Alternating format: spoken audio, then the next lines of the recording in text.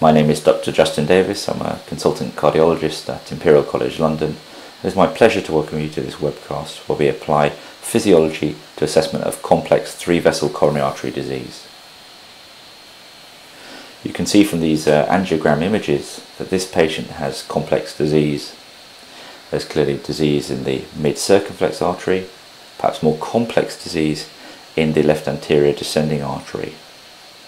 We know from research studies that often there are differences between outcomes when lesions are assessed using anatomical only guidance as opposed to physiological guidance. In addition to the disease which is clearly evident in the left coronary systems, there is also disease in the right coronary artery.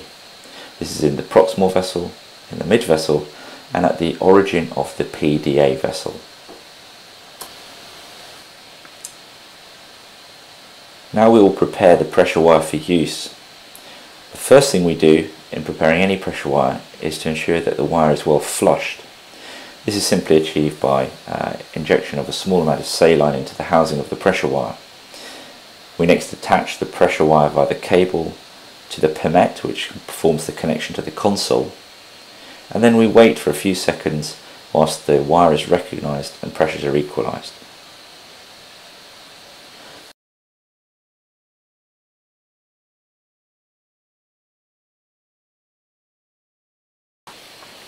The next phase is the measurement phase. The first thing we do in the measurement phase is to administer a small amount of intracoronary nitrates, typically between 2 and 300 micrograms. This prevents epicardial spasm. Next, we introduce the guide wire so that the sensor, which is located 3 centimeters back from the tip of the wire, is very close to the origin of the guide catheter. We remove the introducer needle.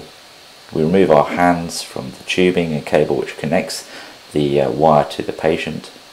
And then we press the normalise button, and here you can see it normalises both the pressure and the time delay between the aortic and distal wire signals. We're now ready to go ahead and make a measurement of the physiological severity of the circumflex stenosis. So we proceed by passing the wire distal to the lesion.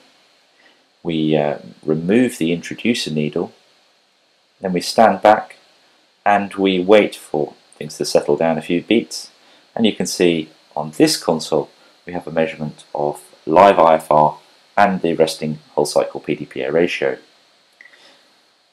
To make a measurement of iFR is very simple. You press the record button, you wait for 4 or 5 beats, and then we have a value, and here you can see the iFR is 0.94 as opposed to the PDPA, which was 0.98.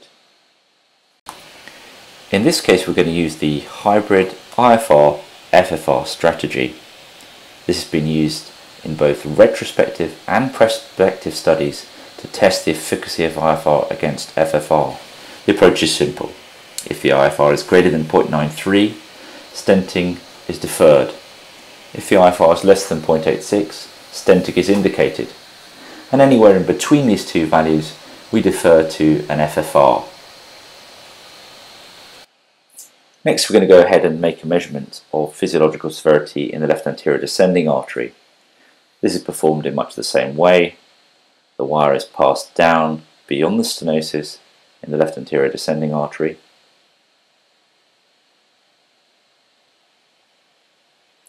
We then remove the needle introducer.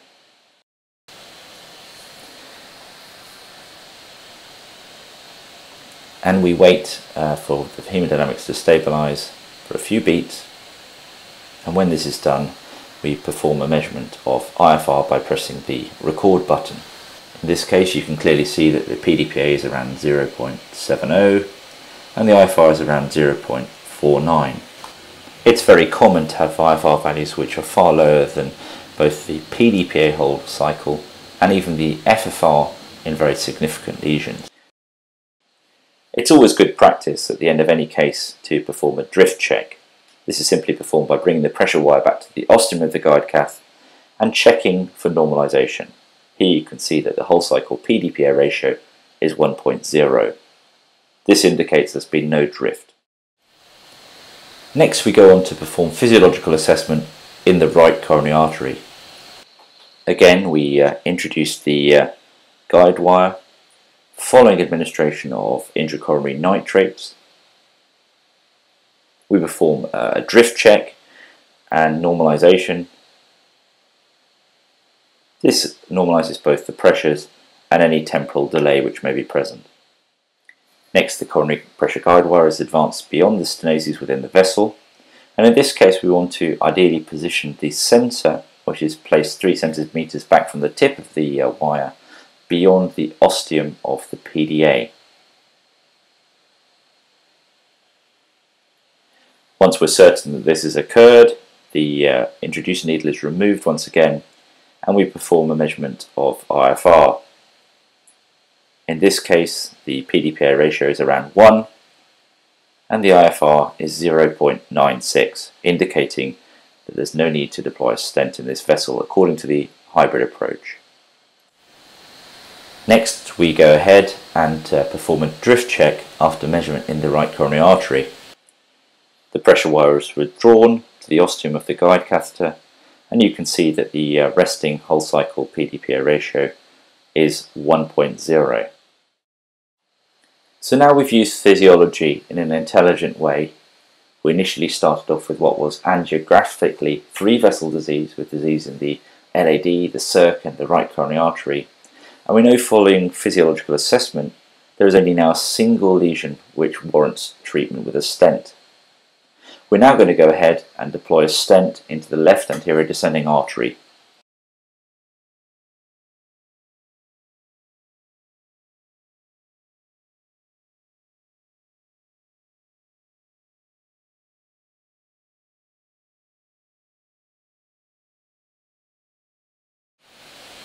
We now check expansion of the stent using IVUS. Here we're using a solid state IVUS catheter. Firstly, the IVUS catheter is advanced through the lesion from proximal to distal, and then we slowly withdraw the IVUS catheter back, looking at stent expansion. In this case you can see that the stent has been nicely expanded and we have a very nice IVUS result.